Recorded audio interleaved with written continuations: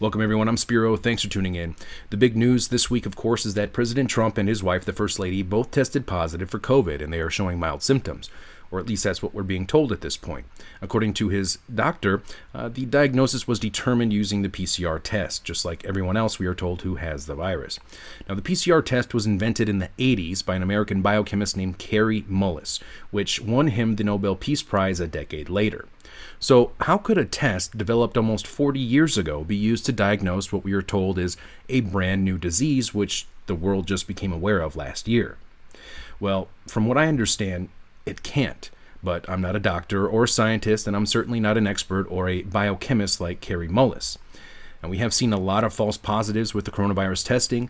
Many of these false positives are believed to be triggered by dead virus cells. We have seen examples of goats and fruit testing positive, which raises more questions than it answers. We have even seen a woman injured by a test after a nasal swab punctured her brain lining, causing brain fluid to leak from her nose. All of this due to a virus with a 99+% survival rate for most who get it. Why is understanding this test so important? Because it is the driving factor of the fear campaign that is being driven by the media, the corrupt media, and then used by the government as a justification to impose restrictions on our lives. Now, on a positive note, it has been determined in Michigan by the state Supreme Court that the governor's restrictions were unconstitutional, and the same outcome was determined in Pennsylvania by a federal judge. Now, in this video, I'm going to play several different clips from people who are doctors, in addition to clips from the inventor of the PCR test himself. And I am fairly confident by the end of this report, you will come to the same conclusion that I have, that we are being lied to. Now, let's start with Kary Mullis, the inventor of the PCR test. I want to ask this to Kary. How do they misuse PCR to estimate all these supposed free viral RNAs that may or may not be there? I think misuse PCR is not quite. I don't think you can misuse PCR. Actually, no, the results, the interpretation of it. See, if you can say, if they could find this virus in you at all, and with PCR, if you do it well, you can find almost anything in anybody. It starts making you believe in the sort of Buddhist notion that everything is contained in everything else, right? I mean, because if you can amplify one single molecule up to something that you can really measure, which PCR can do, then there's just very few molecules that you don't have at least one single one of them in your body, okay? So that could be thought of as a misuse of it, just to claim that it's meaningful. But the real misuse of it is that you don't need to test for HIV. You don't need to test for the other 10,000 retroviruses that are unnamed also in the subject. See, somebody that's got HIV generally is going to have almost anything that you can test for because they have definitely been. HIV is a fairly rare virus. There's only 1 million of us out of 250, 300 million people in America that have that virus. So you have to get around, either your mother had to have it and pass it to you, or you have to really be paying a lot of attention to people that do have it and paying only attention to them and get a pretty good chance of getting it that way. It's hard to get it, but if you have it, there's a good chance you've also got a lot of other ones. Because you've been in the market for it's been possible for you to get a lot of. To test for that one and say that has any special meaning is what I think is the problem. Not that PCR has been misused. It's like. It's not an estimation. No, it's a really quantitative thing. It tells you something about nature and about what's there, but it allows you to take a very minuscule amount of anything and make it measurable, and then talk about it in meetings and stuff like it is important. See, that's not a misuse. That's just sort of a misinterpretation. It is. No, there's very little of what they call HIV, and what's been brought out here by Phil Pott and Isai already. The measurement for it is not exact at all. It's not as good as our measurement for things like apples. An apple is an apple. You know, you can get something that's kind of like, if you got enough things that look kind of like an apple and you stick them all together, you might think it was an apple. But and HIV is like that. Those tests are all based on things that are invisible, and the results are inferred in a sense. PCR is separate from that. It's just a process that's used to make a whole lot of something out of something. That's what also, it is. But it's not it doesn't tell you that you're sick, and it doesn't tell you that the thing you ended up with really was going to hurt you or anything like that. That's why it's not. So even if you believe in HIV, it can't tell the difference between virus particles or active live virus. I mean, there's a lot of questions. So I hope you caught that. Towards the end, in particular, when Mullis is talking about tests, well, he differentiates PCR from tests. He calls it a process to take a tiny amount of something and make a whole lot more out of it. Mullis also, very importantly, states that PCR does not tell you that you are sick, and it does not tell you that if what you have will make you sick. So right there, according to the inventor of PCR himself, it is not capable and should not be used as a diagnostic test to determine false or positive test results. Yet this is the standard test being used worldwide to diagnose. Then, based off of those results, the government imposes COVID-1984 restrictions around the world. Now, it looks like a fraud to me. So what would Kary Mullis say today about PCR as it's being used as a test for COVID? Sadly, we will never know because Mullis passed away at the age of 74 on August 7th, 2019, just before the outbreak began. The official cause of death, pneumonia. But we can gather an idea of what Mullis might have said based on what he has said in the past regarding AIDS and HIV. The first time I really questioned it, I was working on a project where we were measuring HIV in people's blood at this place called Specialty Laboratories in Santa Monica. I was just a consultant there. I came in about 3 days a month, and we were working on that. And at some point, we needed to re-up our grant from the NIH to work on that, and I had to write it. And so the first line of that was, HIV is the probable cause of AIDS. And I wrote that, and then I said, well, I need a paper, some kind of scientific paper, to reference that statement. Because when you make a statement like that, that's like a fact. You need to say, here's how come I know that, right? You put a little 1 if it's the first statement you've made, and then you put down at the bottom of the paper, you have a 1, and you say, here's a paper by somebody that describes why that statement is true, right?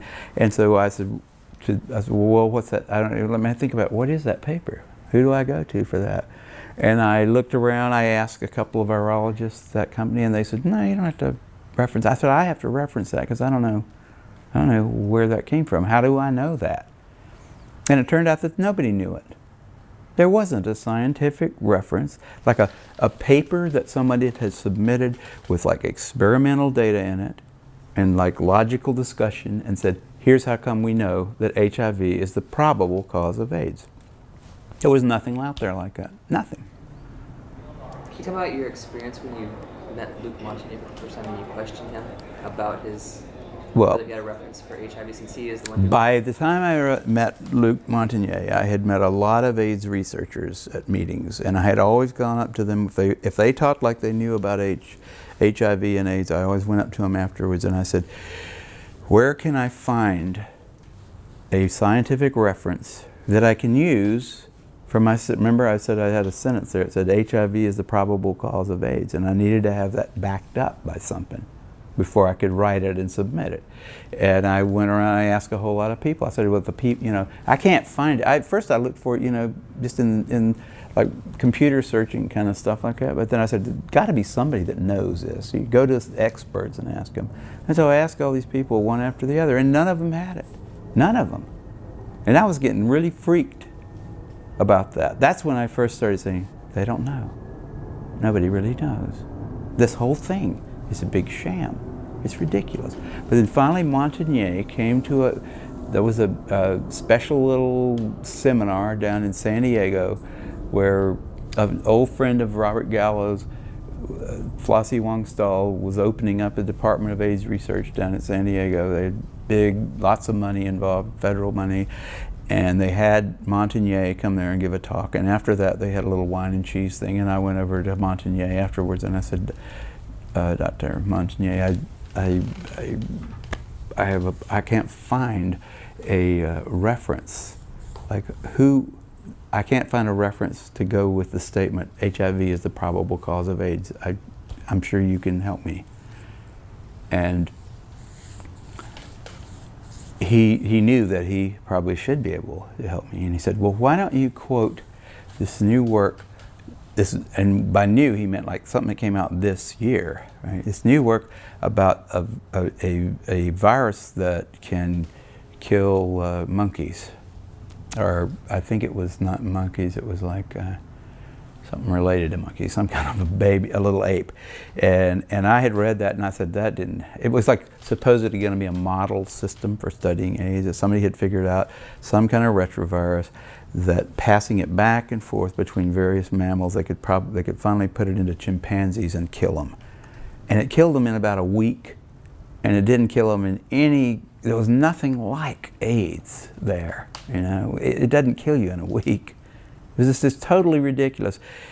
None of the symptoms were the same. And I said, well, you know, I read that paper, and I didn't see any connection between that and AIDS, and I don't think that would be a real. I wouldn't want to use that as a reference. And I don't remember exactly what he said, but I know he walked away. Oh, no, before he told me about that paper, he said, why don't you use the NIH, like the CDC report? And I said, well, I looked at that, and that was not a scientific paper. And then he said, what about this other thing, this like paper that had just come out about a month before, and a lot of fanfare associated with that paper, but it was total crap.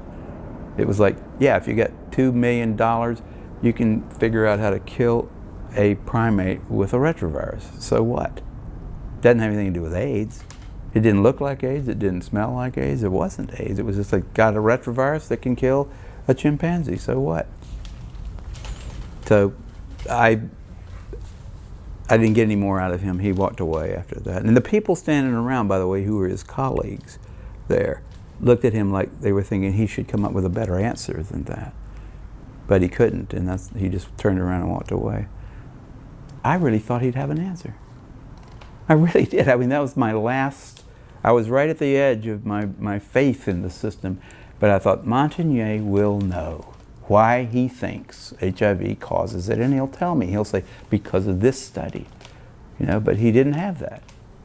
None of those guys have that, and that's why they're so weird, you know. That's why they don't want dissent. They don't want people like me walking up and asking them those kind of questions, and they're willing to like go to great lengths to prevent that. They're out on a limb. I wouldn't want to be there with them.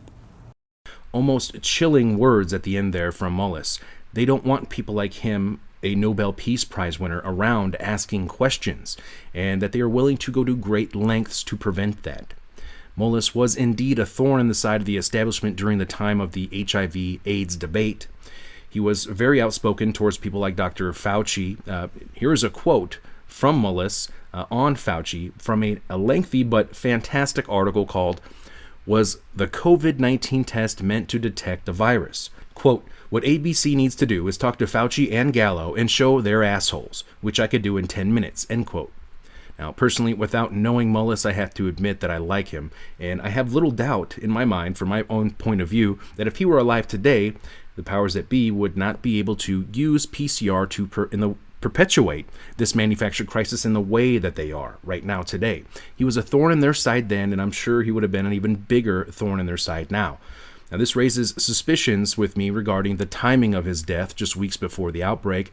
No disrespect to the family, and I have no proof at this point to go off of that. But again, the timing does raise some questions, I think, that should be looked into. Now, I'm going to play some more clips here. Some of these clips were sent to me. Some of them were put together by other people doing some great work out there, showing how the manipulation is taking place, and several examples of doctors calling out the lies. Good afternoon.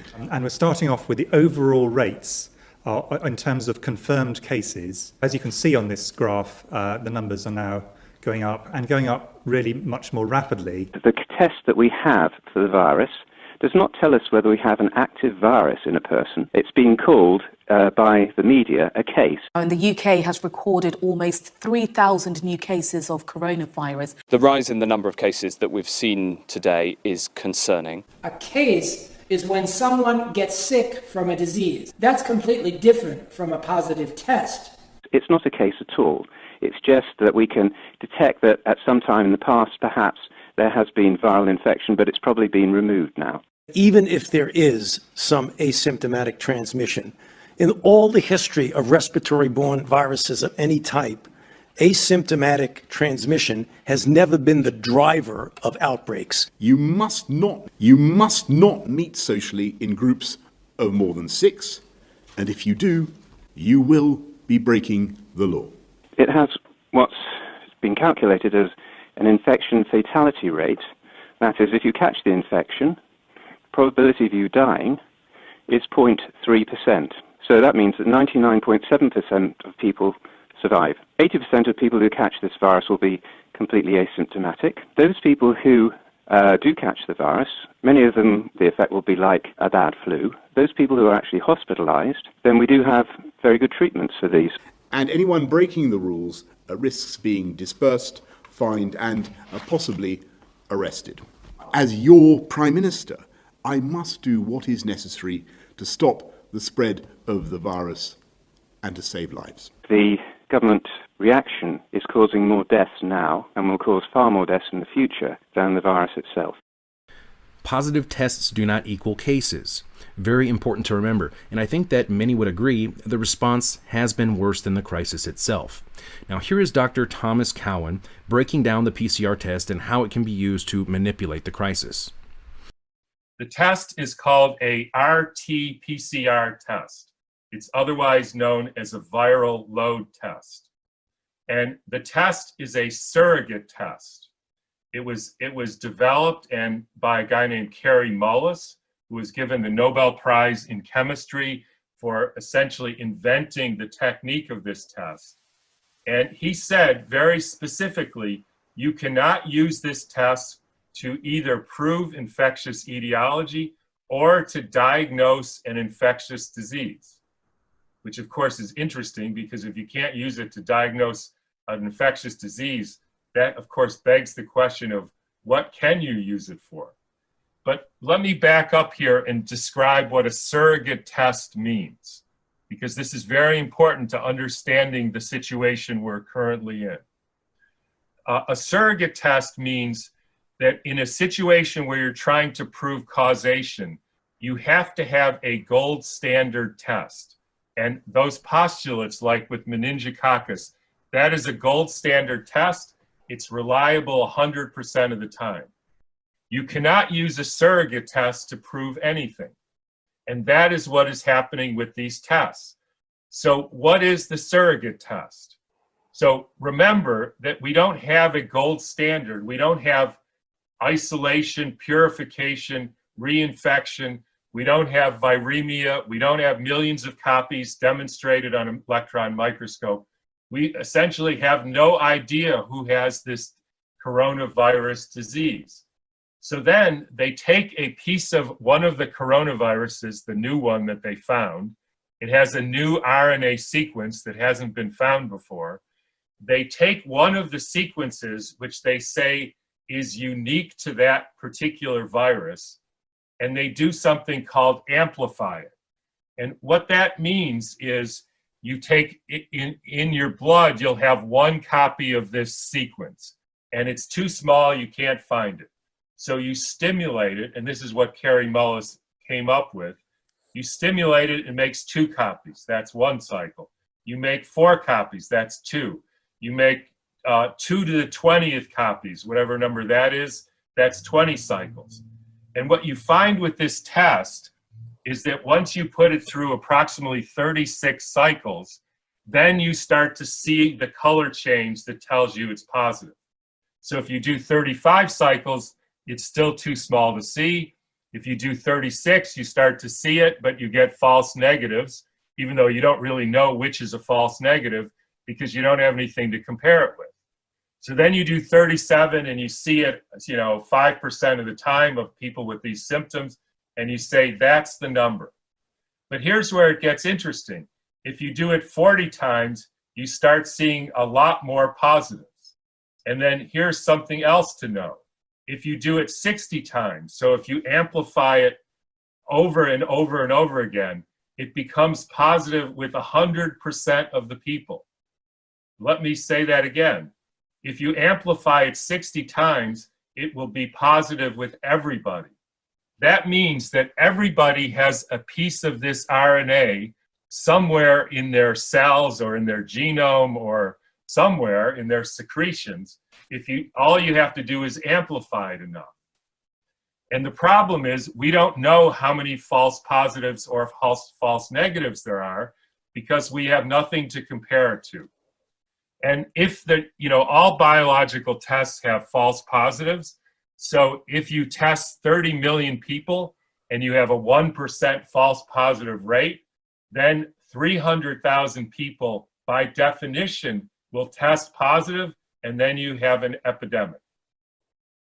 And then if you want to demonstrate that the epidemic got better, all you have to do is lower the amplification cycles to 35, and then suddenly your vitamin C or your vaccine or your chloroquine or whatever you did worked, and now there's no more people testing positive. That is fraught with problems, and that is the problem. And unfortunately, with every country has their own standard of what kind of cycles they put it through, the number. So you see very different numbers coming out of very different places, depending on the number of amplification cycles that they're standardizing their test to. And I hope everybody is getting the point that this is a crazy situation. A crazy situation indeed. A manufactured crisis, in my opinion. A very astute point made by Dr. Cowan. Depending on the amount of amplifications, you can affect the positive or negative rates. So you could have a very high amplification rate in the numbers, and therefore would have a very high positivity rate in the cases, or the tests, right? Then you roll out the vaccine and lower the amplification during the tests, and then you would get less positive cases, right? And hey, wouldn't you know it, then you have an effective vaccine. Now, this last clip is from Florida's Governor Ron DeSantis having a conference last week speaking with a doctor about testing, contact tracing, and the lockdowns. By the way, Governor DeSantis said previously that Florida would never again lock down while he is governor. I wish my governor would say the same. About just general testing and PCR testing, whether you should test asymptomatic people, just symptomatic, how many contacts. Dr. Bhattacharya, what is the this asymptomatic testing with PCR? But particularly, I think one of the things that's been put out, the New York Times had an article about a month ago looking at some of the test results in New York and in, I believe, Nevada and Massachusetts. And they found that because the PCR tests are so sensitive, that up to 90% of the positives were not identifying live infectious virus. And then I think there's other studies that have come out. I know Oxford's Center for Evidence-Based Medicine says that if you have such high sensitivity, you cannot be there's no guarantee you're even identifying live virus. And I think that, I guess, one, just what does that mean for some of the testing and the case numbers that we see? But then two, it seems to me that if you're test positive with no symptoms with a very sensitive PCR test, and they can't even tell you if you're infectious, we're quarantining across the country probably hundreds of thousands or millions of people who aren't even contagious. And I think that obviously has a huge cost to society. Doesn't seem to be getting a lot of discussion, though. The key thing about the PCR technology that I think is important for this discussion is that essentially you were doubling the genetic material if it's present, of the virus if it's present, right? If you have a very tiny amount of the virus, or if it's a viral fragment that's not actually that your body has successfully attacked, your immune system is successfully attacked, then what you're amplifying is something that's not going to pose any risk either to you or to others. So you're asymptomatic. The PCR is you're positive with the PCR. It's not a false positive in a technical sense, but in a functional sense, it's a false positive. Epidemiologically, it's a false positive, right? I'm not going to infect you, even though I have this even though I'm PCR positive, because it took so many doublings to reach the point that we can infer that there really wasn't very much genetic material for the virus present to begin with. I think that you're absolutely right to point out the cost of that when you attach it to a policy of contact tracing and isolation and quarantine. We effectively are quarantining people on the basis of PCR tests, a functional false positive PCR tests, where it will have no effect on disease spread because they're not infectious. And at the same time will impose enormous costs on them. Actually, there's another follow-on cost to that, is that it makes people less willing to cooperate with contact tracers because they know the costs. If I am contact traced and I'm asked to say who I've interacted with, I know if I say I interact with my friends, they're going to be facing the same thing. They might get quarantined, and if it's possible that it's a false positive, a functional false positive, then I'm imposing cost on them for nothing. I think in LA County, I saw an LA Times story that 60% of people who are contacted, who put in touch with contact tracers, they won't cooperate with them. And you can see why. The cost of essentially ratting your friends out is enormous. The cost has been enormous, and it's been affecting billions of people around the world. There are so many more clips of other doctors and experts that I could have included, but I think you get the point. Personally, I believe, as I have documented in numerous previous reports, that this is part of a much larger agenda, and this is a manufactured crisis, but it's the mechanism, it's the vehicle to transition from this current system of control into the new and improved digitalized system of control. The window of opportunity to change course diminishes more and more each passing day. I truly believe this is the most important time of our lives and a deciding point in history that will determine humanity's future. I hope you found this report useful. For ActivistPost.com, I'm Spiro. Thanks for watching.